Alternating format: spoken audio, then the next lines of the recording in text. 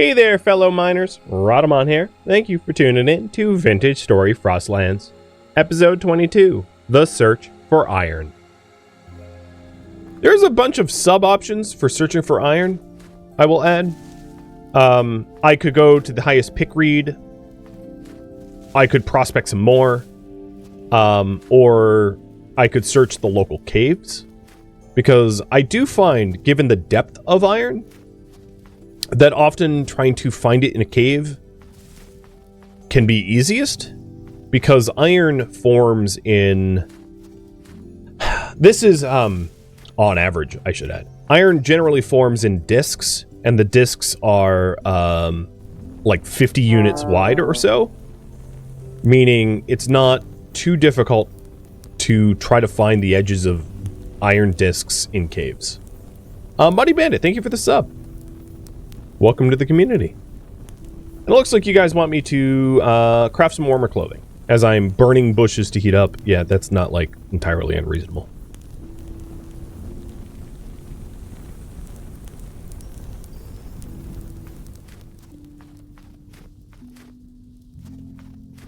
Given that I'm in a gravel field, there's really not much of a chance that the fires that I've been setting for body heat will, like, rage and ruin anything. Because there's just not enough fuel around. In a thick forest, however, that might be different.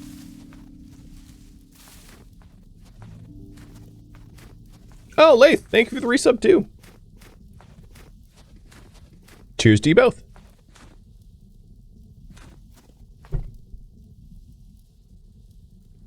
I'm almost home.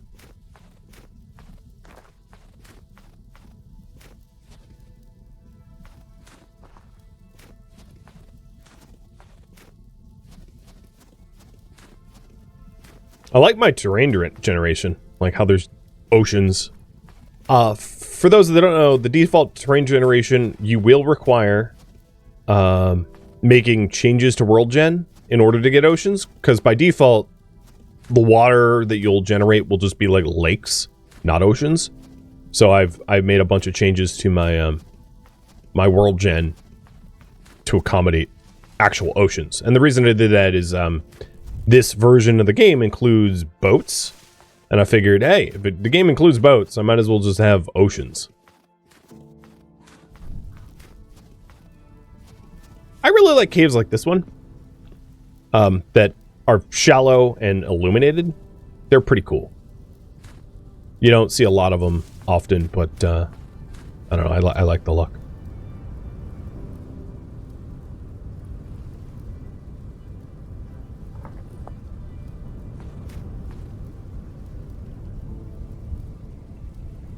There's a stuck ping that I have that I want to get rid of, because the panic room ping was covering up my home ping, and there's also like the lignite ping and the boar ping are like so.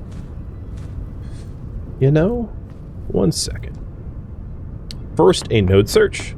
See if there's silver or gold in this quartz. Nope, just quartz, and then a density.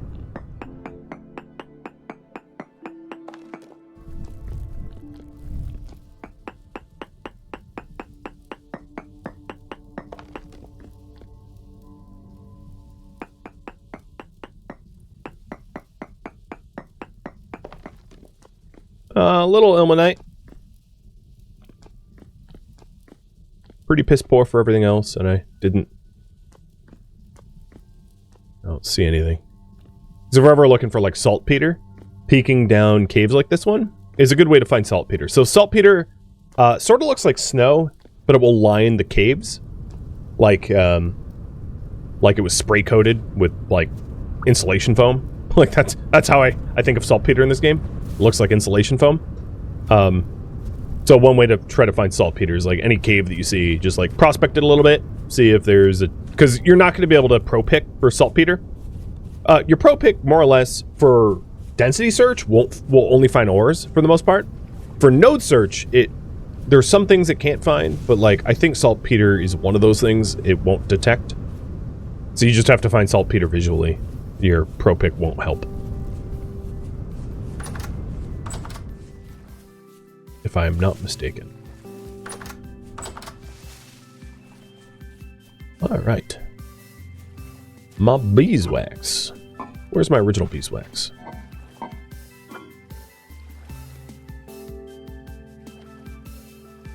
Am I doing this wrong? Hang on, let me double check. Candle.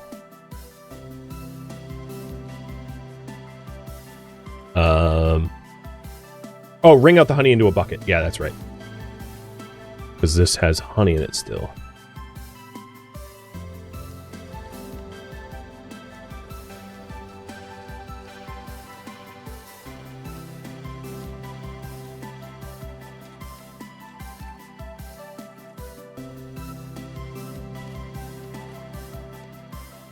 There we go. There's my candles.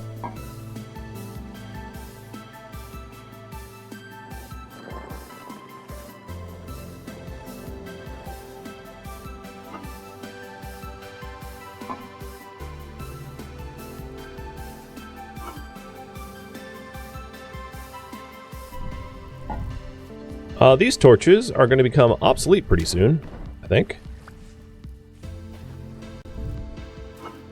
Alright, next piece of the puzzle is the plates in the clear quartz.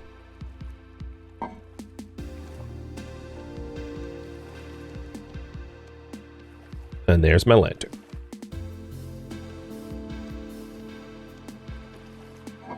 Boom. I'll stick the lantern here. This already has 2 oil lamps, so it's going to be illuminated, and this lantern is going to keep this area very well illuminated. And then the other lantern, of course, will be part of my everyday carry.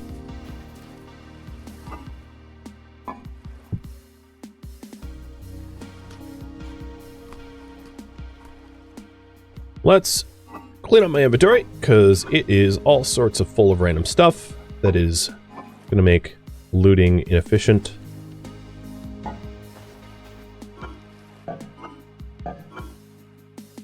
There's no semblance of organization, as you can probably see.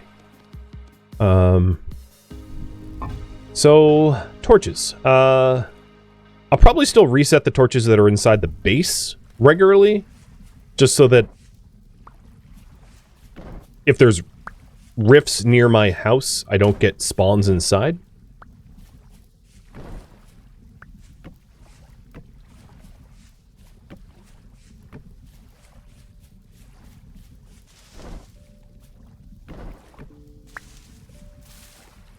But I won't have a lot of need for torches unless I'm searching cave systems and the like. Yeah, it feels good to have the first lantern, for sure. I'm just hanging it up for now. So the next task that you wanted me to do is to make clothing.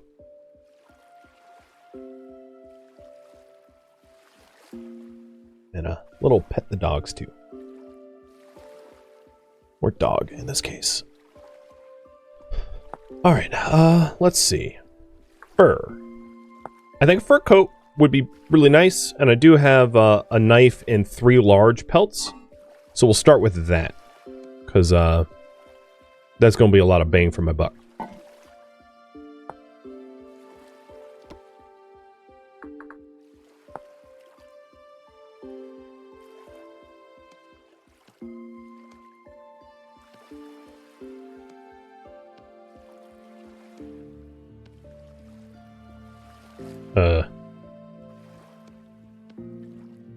Okay.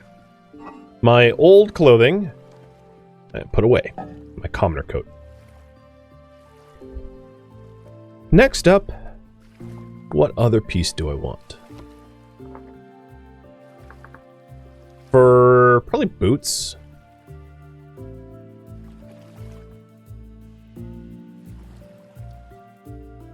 Knee-high fur boots.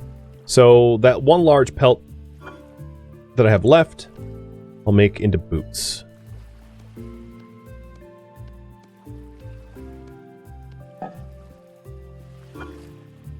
And again, my old clothing, I'm just going to put away.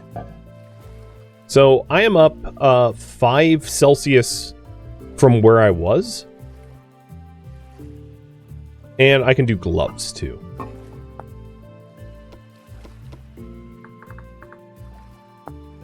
So for gloves, I'll use the medium pelts once they're done curing, which is pretty soon. And then I'll still have extra medium pelts left over. Is it worth fixing my damaged clothing? Only if going outside is so cold that without that I become immediately hypothermic. And the reason is you can fix your damaged clothing, but it does require me to use up my flax.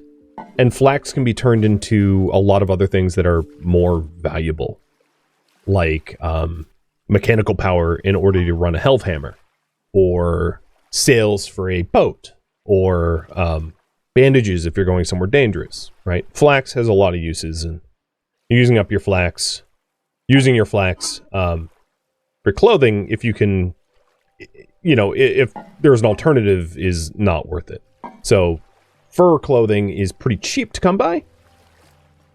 In the scheme of things, flax a lot harder to come by. So I'm going to try to preserve my flax as much as I can and not dip into my flax supply when I can help it. So that is 86% cured. So now that I have some fur clothing, what should I do next? And I will make myself fur gloves once I have a little bit more cured. There's also a straw hat, I think, that I can make.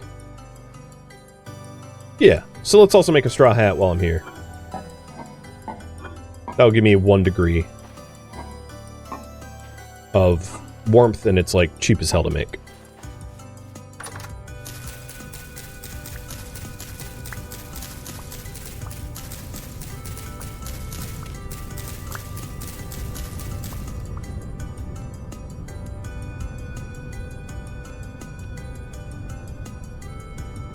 So I've got 1 degree, 4 degrees, 6 degrees. Not bad. And you can also just not even see it in my character anyway, if I was to show you. Right? You don't see a stupid straw hat on my head. Keep hidden. Search for iron. That seems to be the oops, didn't mean to do that. Seems to be the popular choice. And there's some sub-goals, as I mentioned before, about that. Which is, where should I look? Should I go to the cave systems nearby? Should I go to the highest pro pick points, or should I try to do some light caving where there's good pro pick points? So I'll do a breakout poll in just a second for that.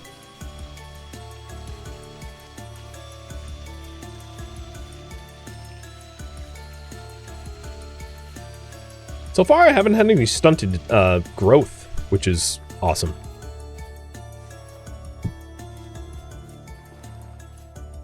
And I'll have leather in about 1 day for leather backpacks.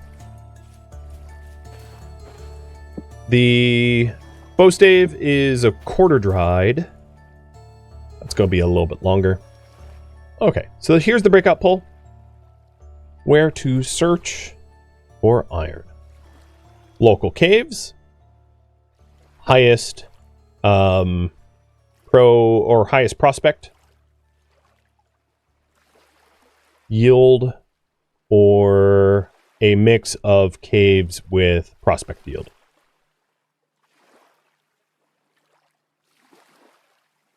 Have you guys choose? 2.5 minutes to vote on that one.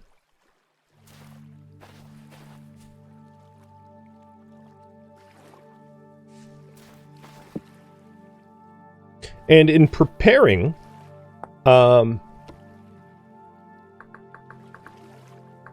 oops. I want to make some wooden ladders. I'm going to change the way I look for it this time, as you will see. What is the close prospect for iron? So right where I am here, it's very low, but not non-existent. And then here are all my prospect points so far. So I have a 4.3 milli, and then pretty close by, if I just go for hematite, I have decent hematite very close by at 3 milli. So this is where I live, and there's a 3 milli very, very, very close. So I might even search the 3 milli first, just because it's the difference between 3 milli and 4 milli is pretty insignificant, if you ask me. And the 3 milli is like, that's good yield.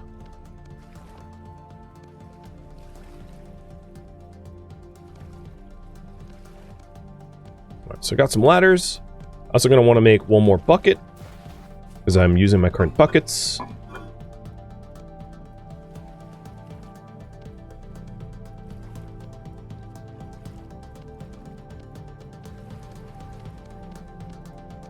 Put the rest of the boards away. And you guys wanted to do highest prospect yield. So I think what I'll do is I'm going to go to this 3 milli point and search here first. Do I have everything? I have bowl with food. Maybe I'll do one more bowl of food. Got my lanterns. I might want a few more torches.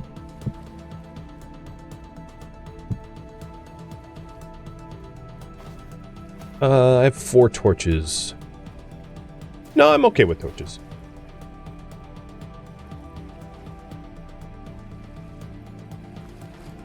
Only 3 ladders? Yes.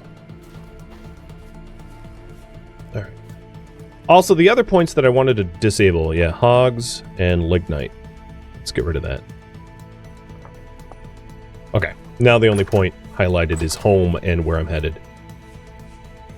Oh, my lantern.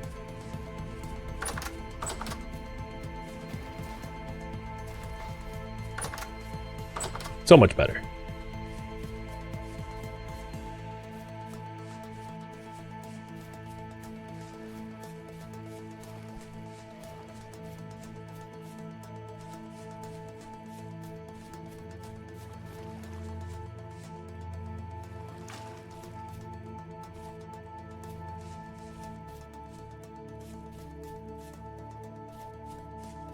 Inventory check. Everything I want on me is on me. My picks, my bronze pick, my pro picks, the 3 ladders, the bucket, some dirt, some shovels. That's what I need. I got it all. Actually, I could have made a door as an entryway to the my mine shaft. I didn't, but oh well. So this is where I pro picked for good iron, right where I'm standing. I'm going to delete this go here marker, and I'm just going to get started. So here's another way to dig out for mining, and the reason I'm using this method is now that I have warm clothing, I can do this differently. I wouldn't have done this if I was naked. But now that I have some fur clothing, this is way more doable. Is to put down a bucket of water and put a ladder here. And I'm just going to actually offhand my my lantern. And then use the water as a water ladder. So that I can swim to the top, allowing me to dig straight down. And the reason for this is it also will severely limit the chance for there to be monsters to mess with me. Because there's not spawning surfaces for them. And then if I want more oxygen, I can just swim up to the top, and the ladder up here allows me to resurface much more easily.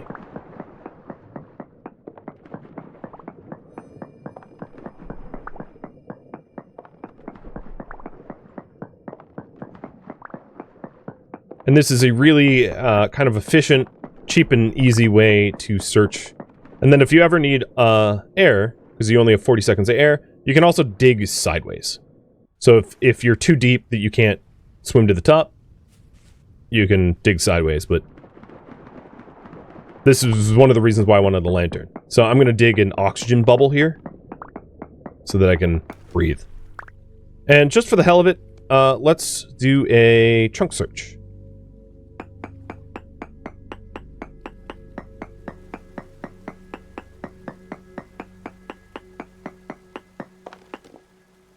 No nodes nearby. That's fine. I'm not really all that deep.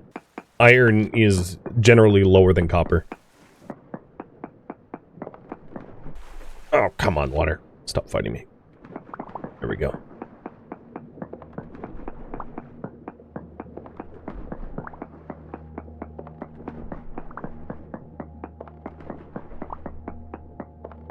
And adding a door up top with like a little bit of dirt would also stop things from spawning above me and falling in.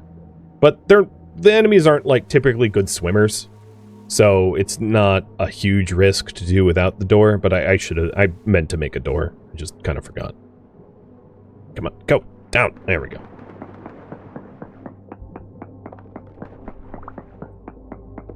What if I mine? Oh.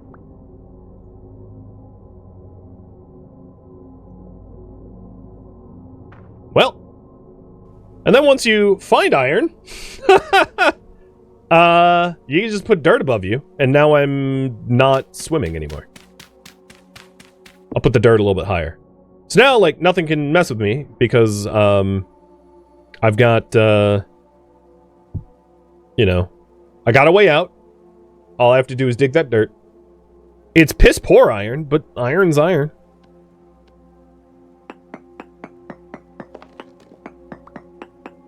There we go. Found iron. That was stupid easy.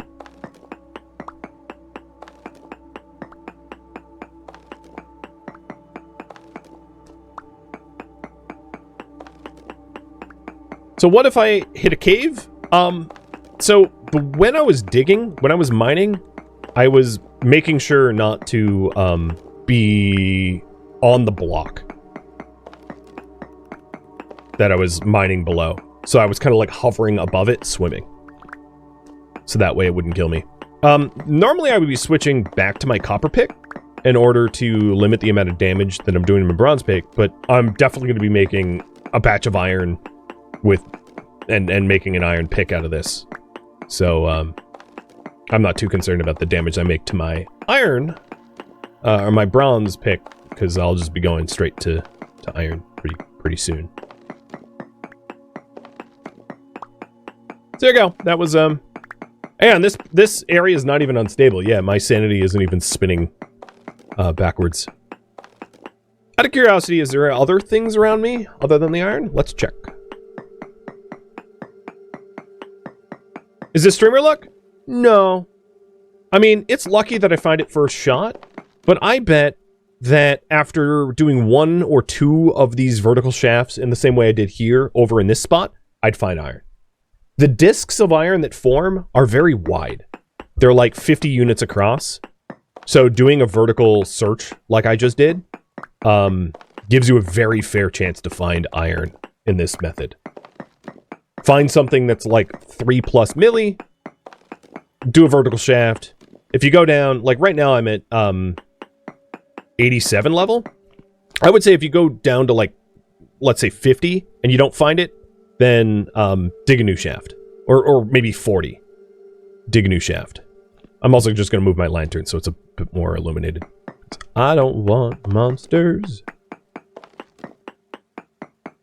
Yeah, so I was in the Bronze Age for like a few hours. And then entered the Iron Age.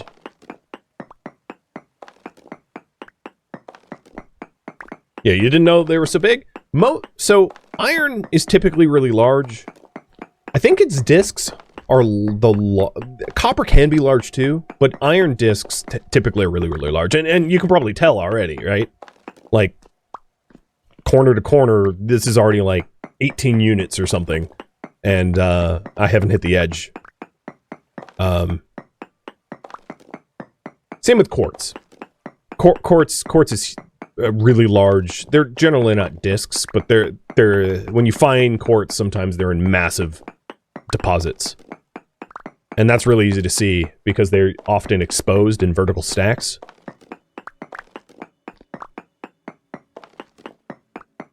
But I'm digging in like a diagonal here just to show you the size of this disc.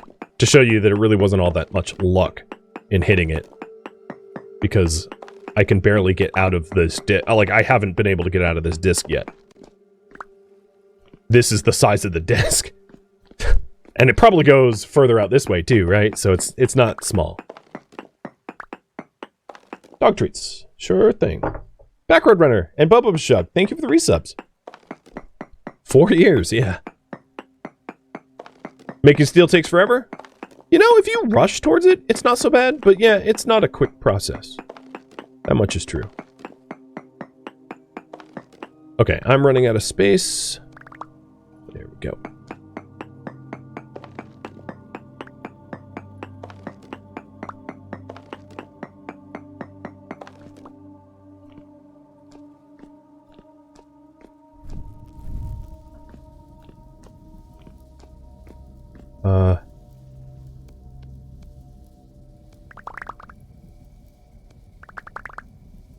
Stop picking that up. Okay.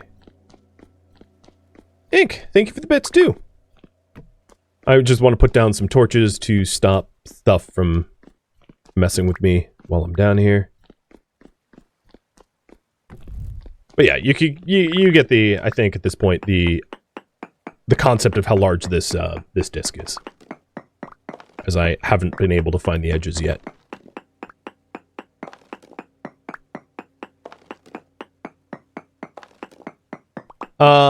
Why is this called Frostlands? I started in November.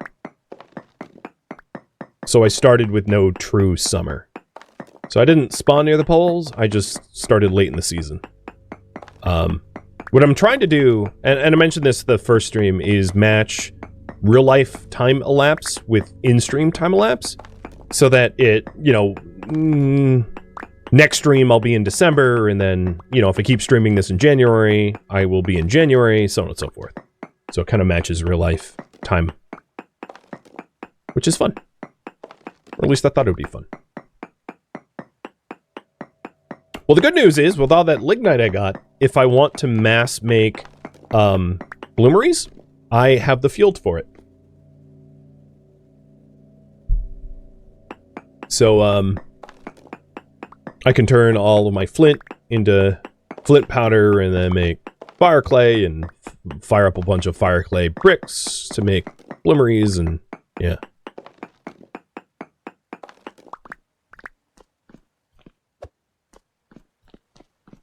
Yeah, so here's the size of the disc. You can see it would, I mean, it would be very easy to hit this thing. You know, this was not magic. It was a massive, massive target. Broadside of the barn. Oh, speaking about weird facts, barns are red because of iron.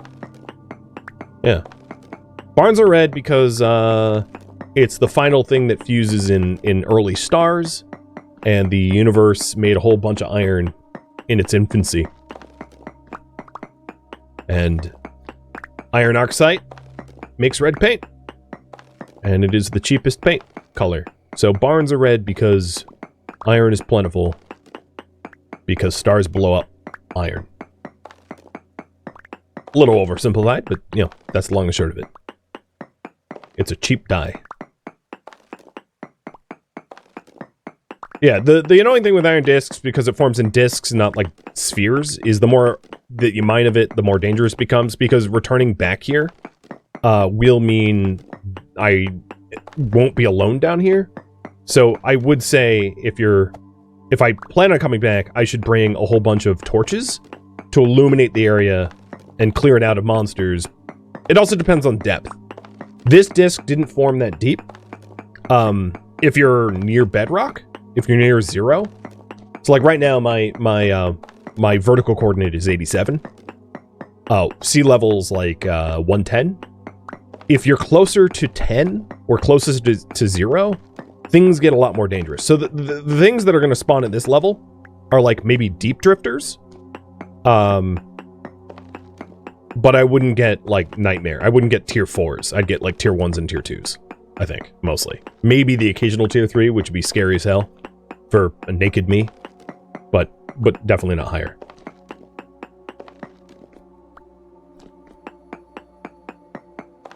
Alright, I have a lot of iron. I could probably head back soon.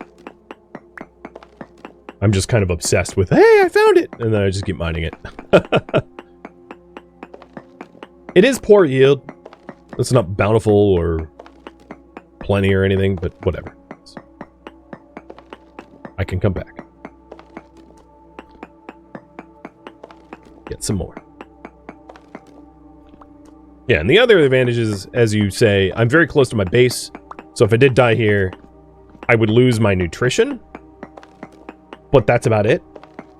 Because I'm close to home. And also in my server settings, I changed it so that my stuff lasts for an hour. Not 10 minutes by default. So by default, it gives you 10 minutes, which honestly is brutal. Because if you're more than 10 minutes away from home, there's a 0% chance you're getting your stuff back. Because you just won't make it.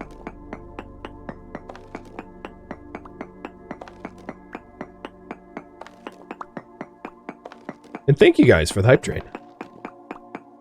Alright, I think once I fill up my last... Once this 46 becomes 64 nuggets, I'll return back. And start processing it.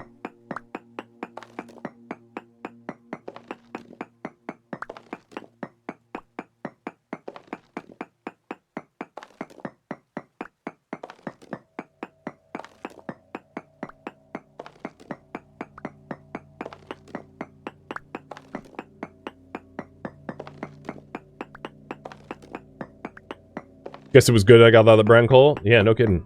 God, this node is enormous. This thing is like 100 units wide or something. I mean, it's ridiculously big.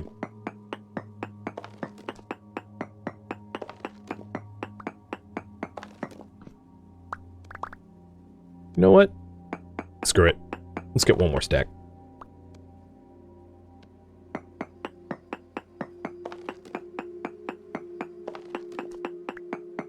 So the disc is not necessarily at a slight angle.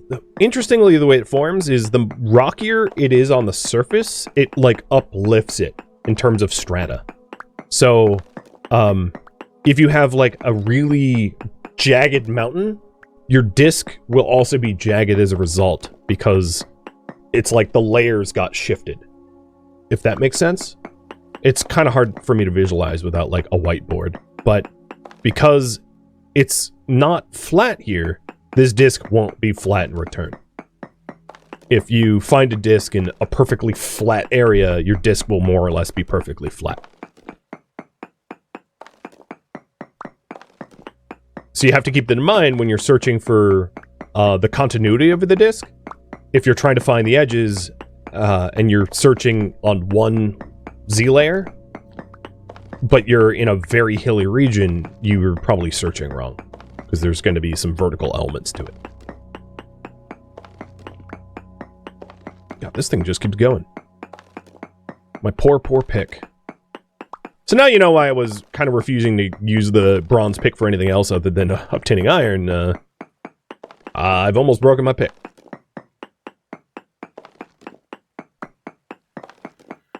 I didn't want to get anthracite with it. I wanted to get very little quartz with it. I wanted to preserve it for this purpose and this alone. Can monsters spawn in water? No?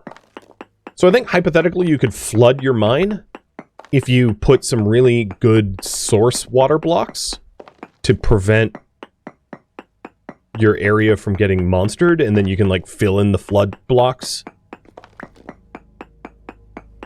I think that would be a valid strategy. I don't want to say for sure, because I haven't tried it.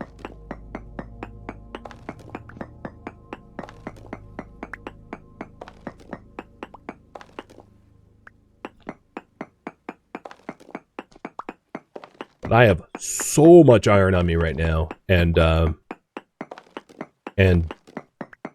there's obviously more than I'm going to be able to carry home here.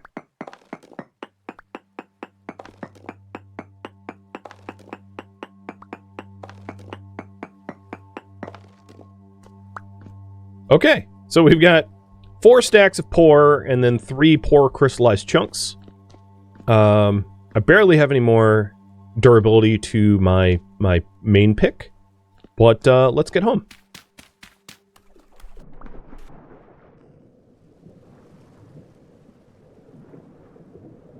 What time is it outside? 3 in the morning? Okay, good. I'm gonna have quite quite a run. Oh, hello. And this is why you might want a door.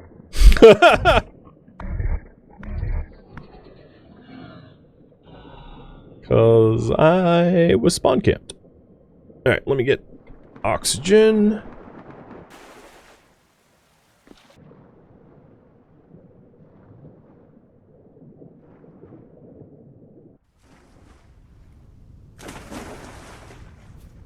I don't even have room for the bucket. I don't even know why I'm skinning it. I don't have room for the flax.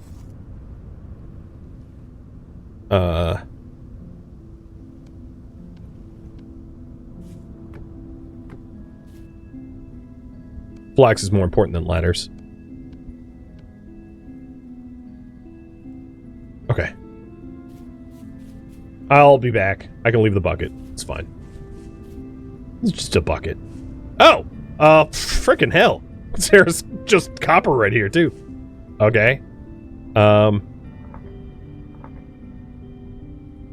Copper. And...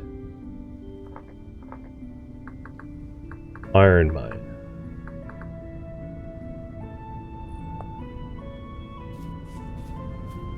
That's funny. Just finding copper like that. Technically, I don't know. But yeah, there's some crazy, like, C-stack type formations over there. Oh, did I spell it wrong? No, I didn't.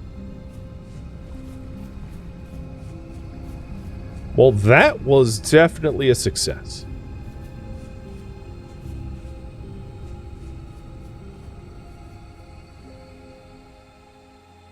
Thank you for tuning in to Vintage Story Frostlands, which originally streamed live on Twitch, November 30th. If you have any feedback or questions for me, let me know in the comments below. If you'd like to catch a live stream of mine, Rhadamant.com has my stream schedule and countdown timers to upcoming streams. If you would like to join my online gaming community on Discord, Rhadamant.com has a link to it, as does the description of this video.